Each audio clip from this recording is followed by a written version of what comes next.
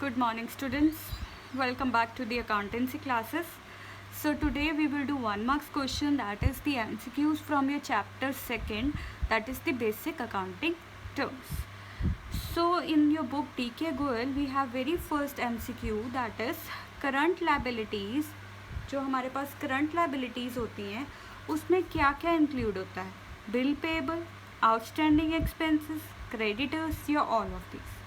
तो मैंने कहा था करंट लाइबिलिटीज़ हमने किया है कि उधार में हमारे पास क्रेडिटर तो मेन होते हैं, बिल पेबल भी होते हैं, आउटस्टैंडिंग एक्सपेंसेस भी होते हैं. आउटस्टैंडिंग एक्सपेंसेस मीन्स जो पैसा अभी हमारा देना बाकी है, जो हमने अभी पे करना है, आउटस्टैंडिंग है, हमारे ऊपर कर्जा है, खर्चे हैं जो हमारे आउटस्टैंडिंग है. जैसे हमें अभी रेंट पे करना है लेकिन अभी हमने किया नहीं, तो उसे कहते हैं आउटस्टैंडिंग एक्सपेंसेस. तो करंट लाइबिलिटीज़ में ये सभी इंक्लूड होते हैं. तो correct option is D, all of the above. Then next question is which of the following is a capital expenditure. इनमें से कौन सा कैपिटल एक्सपेंडिचर है? Capital expenditure means long term nature का, एसेट से रिलेटेड है. तो यहाँ पे ऑप्शंस हैं wages, B wages paid for building construction, C repair expenses of building and D advertisement expense. तो ये इम्पॉर्टेंट क्वेश्चन है. सबसे पहले वेजेस जो होते हैं वो एक नॉर्मल जैसे करंट नेचर के होते हैं, वो शॉर्ट टर्म होते हैं, वो हमारे कैपिटल में नहीं आते. ऐसे ही एडवर्टीजमेंट में भी नहीं आते. लेकिन जो बी और सी पॉइंट जो हमारे पास रह गए, अगर हम बिल्डिंग के ऊपर रिपेयर करवा रहे हैं तो वो शॉर्ट टर्म नेचर का होता है, और अगर हम बिल्डिंग को बनाने के लिए वेजेस बना रहे हैं तो वो बिल्डिंग में ही ऐड हो जाता है. ठीक है जी. अगर हम किसी एसेट के ऊपर कोई भी खर्चा कर रहे हैं तो वो एक्सपेंस जो है वो एक्सपेंस नहीं काउंट होता, वो हमेशा एसेट में ही जुड़ जाता है. जैसे कि सपोज़ हमने 2 लाख रुपीज़ बिल्डिंग के ऊपर लगाया, उसके ऊपर मैंने कुछ खर्चा किया, एज अ वेजेस भरे, लोगों को वहाँ पे काम करने के लिए लगाया.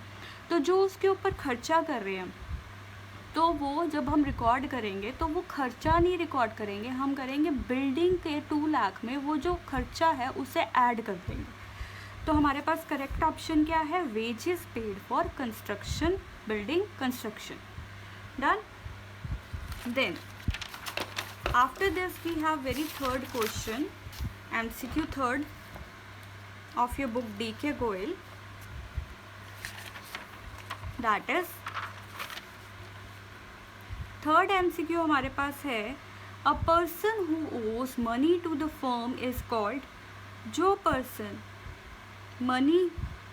जिसने मनी रिसीव करनी है, owes money to the firm means जिस पर्सन ने, अगर एक पर्सन ने जिसने मनी फर्म को अभी पे करनी है, ओ कही हुई है, मतलब उस पर्सन ने फर्म को पैसा रिटर्न करना है, दैट इज़ कॉल्ड डेटर्स.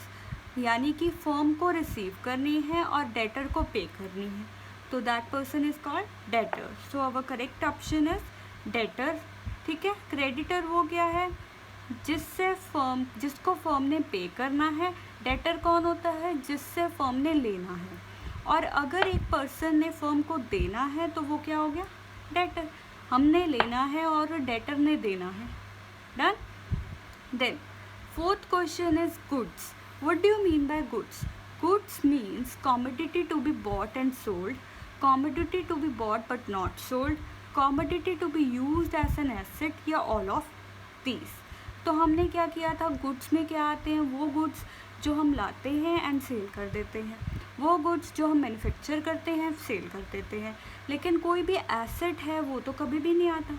ना ही कोई भी ऐसा आइटम जिसे हम लाकर रख देते हैं स्टॉक बना के, वो भी गुड्स में नहीं आएगा. यहाँ पे कि हम लेके आए हैं लेकिन हम उसे सेल नहीं करेंगे, हम बस ले आए, बिजनेस के अंदर रख दिया. तो गुड्स में सिर्फ वही आइटम होती है जिसमें बिजनेस डील कर रहा है, मीन्स वो आइटम्स जो हम लेके आते हैं फॉर सेलिंग पर्पज़. या तो लेके आते हैं कि आके लाकर बनाते हैं उसे, या फिर बना बनाया लेके फिर उसे सेल कर देते हैं. तो correct option is A, that is commodity to be bought and sold. Then fifth question हमारे पास है trade discount. What do you mean by trade discount? Trade discount क्या होता है? A, which is allowed at the time of receiving the payment, B, which is allowed at the time of sale of goods, C, which is allowed both at the time of receiving payment and sale of goods, या फिर D, allowed in all these above. So हमारे पास option क्या है? जब हम किसी भी गुड्स को सेल करते हैं तो सेल करते वक्त जैसे मैंने कहा था कि आइटम 2000 की है, लेकिन उसके ऊपर डिस्काउंट करके लिखा हुआ कि ये 999 रुपीज़ की है, तो वो सेल के दौरान ही होती है, दे रखी होती है कि अगर आप ये ख़रीदोगे तो ये आपको 999 रुपीज़ की पड़ेगी. तो correct option is trade discount is that discount which is allowed at the time of sale of goods. Then next question is what is cash discount. Cash discount में ये सभी सेम ऑप्शंस हैं, जैसे कि cash discount which is received at the time of making the payment, B which is allowed at the time of sales, C which is allowed at the time of purchases, और D which is received both at the time of making payment and the purchase of goods. तो यहाँ पे क्या option है? जब हम पे करते हैं, मैंने बोला था कि अगर आप मैंने एग्जांपल दी थी कि अगर आप 5000 का स्टॉक खरीदोगे तो आपको 20% डिस्काउंट हम देंगे. तो जब हम पेमेंट करते हैं तो पेमेंट के दौरान जो हमें डिस्काउंट मिलता है उसे हम क्या कहते हैं? Cash discount. डन. देन हमारे पास करंट एसेट में क्या आइटम नहीं इंक्लूड होती? A debtor, B motor car, C bank, D prepaid expenses. तो हमें पता है कि करंट एसेट में फिक्स एसेट्स नहीं आते, और इनमें फिक्स एसेट कौन सा है? Motor car. तो motor car is not a part of this. Motor car is not a part of current assets. Then 8th question, tangible asset do not include. Tangible asset में क्या नहीं include होता? तो tangible asset means those asset which can be touched, which can be seen, right? तो goodwill, furniture, stock या cash. तो हमारे पास कौन सी आइटम है जो नहीं इंक्लूड होती? मतलब कि जो ना तो देखी जा सकती है, ना ही विच कैनॉट बी टच, जो हम टच भी नहीं कर सकते, तो वो क्या है? गुडविल, क्योंकि गुडविल एक इंटेंजिबल एसेट है. तो हमारे पास करेक्ट ऑप्शन है A, that is goodwill. Goodwill is an intangible asset, hence it is not a tangible asset. Then question number 9, which of the following will be treated as drawing. इनमें से कौन सी हमारी drawing होगी? तो हमने किया था कि ड्राइंग क्या होता है? ड्राइंग वो आइटम होती है, वो पैसा, वो गुड्स जो हमारा ओनर है, प्रोप्राइटर है, कैपिटल में से विड्रॉ कर लेता है फॉर द पर्सनल यूज़. तो यहाँ पे हमारे पास ऑप्शन है A, withdrawing money for the payment of salary to the employee, withdrawing money for the payment of to creditors, withdrawing money from business for private expenses, या फिर withdrawing money for the purchase of asset. तो हमारे पास क्या है? हमने क्या किया था? ड्राइंग हमेशा पर्सनल यूज़ के लिए है. जब हम अपने पर्सनल पर्पस के लिए किसी भी पैसे को विड्रॉ करवा लेते हैं, कौन विड्रॉ करता है? Proprietor, that is the owner of the business. तो उसे हम कहते हैं ड्राइंग. तो हमारे पास करेक्ट ऑप्शन क्या है? C, withdrawing money from the business for private expenses. Done. Then question number 10 we are having, what is the main feature of business transaction. Main feature क्या होती है एक बिजनेस ट्रांजेक्शन की? ट्रांजेक्शन मैंने बताया था कोई भी एंट्री ड्यूल इफेक्ट है, मतलब कि कुछ आ रहा है कुछ जा रहा है, राइट? कुछ भी बिजनेस की ट्रांजेक्शन. तो हमारे पास वो कैसी होनी चाहिए? इकोनॉमिक नेचर की होनी चाहिए, मॉनेटरी फॉर्म में होनी चाहिए, राइट? तो ऑप्शन में क्या है? It involves an economic activity, right? It result in a change in financial position, very right. Change must be capable of being expressed in terms of money. Money measurable होनी चाहिए, ये भी हमने किया था. And D option, all of the above. तो हमारे पास correct option क्या है? All of the above. Then question number 11th we are having. 11th question में हम कहते हैं current liabilities do not include. Current liabilities में क्या include नहीं होता? तो bill payable, outstanding expenses, creditors या डिबेंचर्स. तो यहाँ पे हमने ये क्वेश्चन पहले भी किया है, फर्स्ट क्वेश्चन जैसा ही है. यहाँ पे क्या है? करंट लायबिलिटी में डिबेंचर्स नहीं होते. डिबेंचर्स क्या होते हैं? ये डेट्स होते हैं. डेट्स यानी कि उधार. जब एक फर्म की कैपिटल थोड़ी कम रह रही है, फर्म की कैपिटल, फर्म को कैपिटल और चाहिए। कैपिटल क्या होता है? ओनर का पैसा और चाहिए, बिजनेस में पैसा और इन्वेस्ट करना है, तो बाहर के लोगों को ऐड करके बिजनेस को एक्सपैंड किया जा सकता है।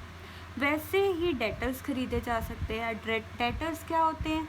एक तरह का लोन होता है, कंपनी लेता है, फर्म लेती है या फिर बिजनेस लेता है so as to expand its business. अपने बिजनेस को एक्सपैंड करने के लिए जो फर्म है वो लोन लेती है, उसे हम क्या कहते हैं? करंट लायबिलिटीज, सॉरी उसे क्या कहते हैं उसे हम कैपिटल में लिखते हैं, कैपिटल बैलेंस शीट पे लायबिलिटीज़ में लिखते हैं, लेकिन वो फिक्स लायबिलिटी होती है, वो करंट लायबिलिटीज़ नहीं होती। तो the correct option is debentures.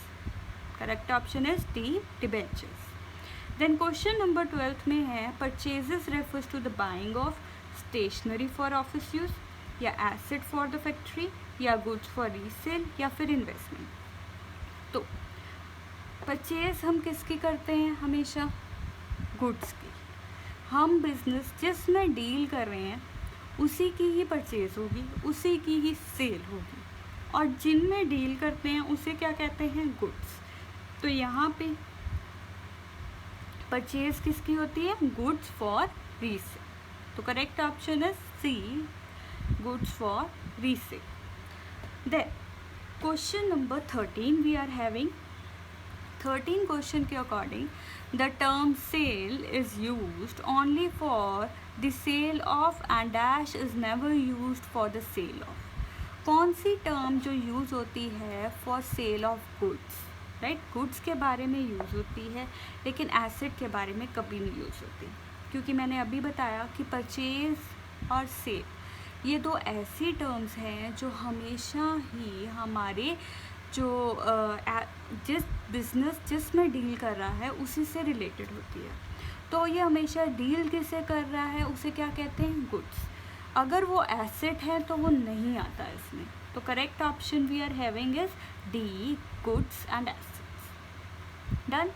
Then 14th question we are having out of the following assets which one is not an intangible assets. तो इनमें से कौन सा इंटेंजिबल एसेट नहीं है?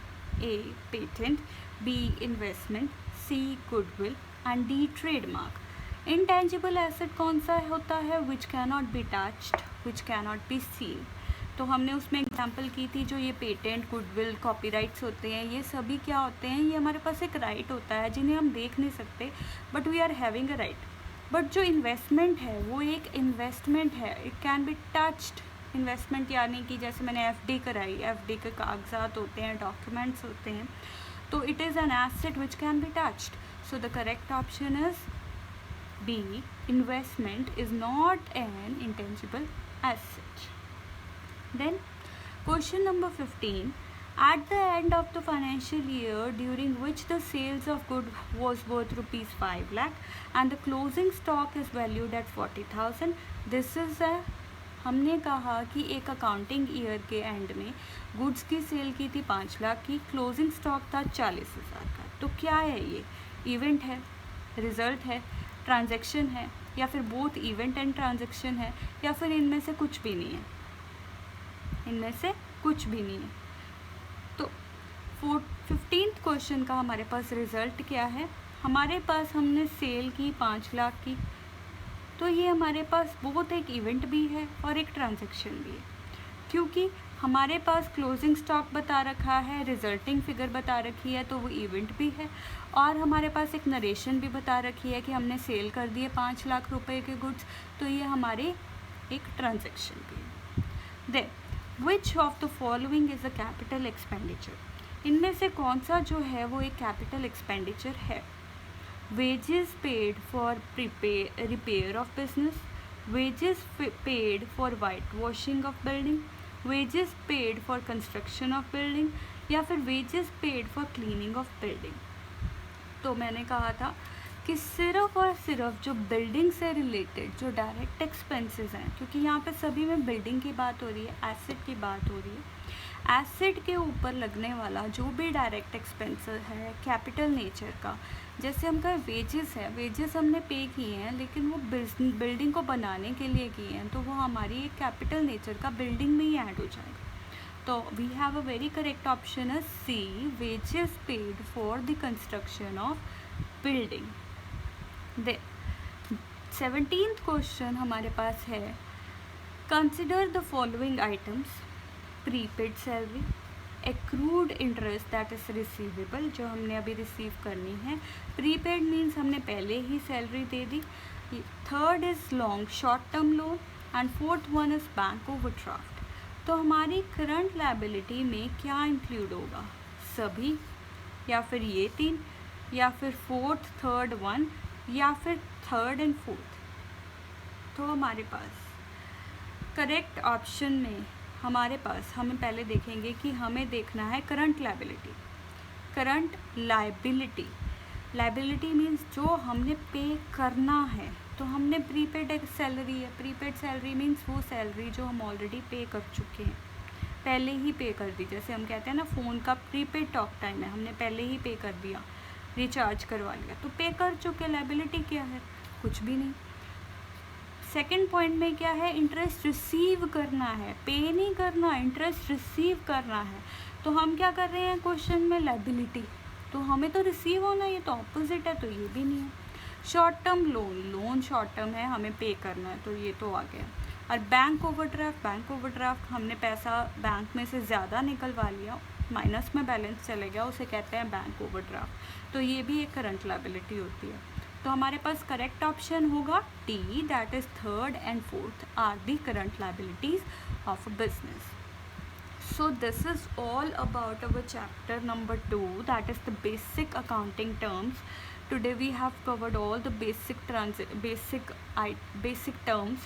We did the MCQs. So we are done with our chapter number 2, and tomorrow we will do the revision of chapter number 3. So please, you have to do your homework very carefully. You have to make proper notes on your notebook, fair notebook, and you have to use only and only blue pen and pencil and scale to make the proper format, and rest you are not allowed to use black pen on your fair notebook. You can highlight your fair notebook, the main terms, with only and only the pencil. So tomorrow we will start the third chapter revision. See you tomorrow, and hope you all will be safe and fine at your homes in this very hard, tough time, that is during the lockdown due to the current situation of COVID-19. Hope all the situation will get okay very soon, and we will be able to meet you all in the schools. So see you tomorrow, right? See you tomorrow. Thank you.